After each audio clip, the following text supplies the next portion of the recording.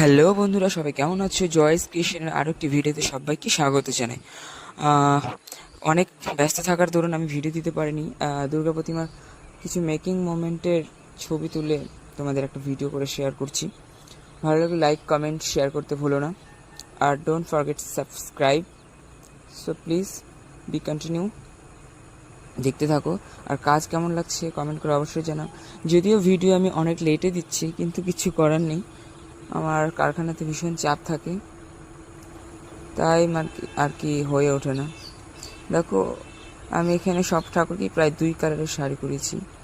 আর কে কোথায় পুজোতে ঘুরতে গেলে কার পুজো কেমন কাটলো কমেন্ট করে কিন্তু অবশ্যই জানাও।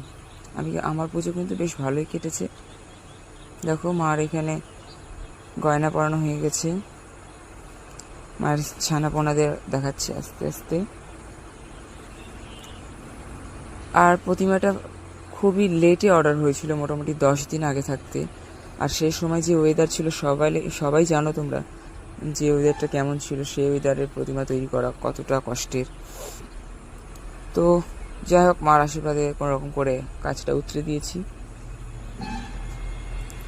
মহিষাসুরটা কেমন হয়েছে কমেন্ট করে জানাও। তো সব মিলিয়ে সবাইকে জানাই শুভ বিজয়া আর লক্ষ্মী পুজোর শুভেচ্ছা।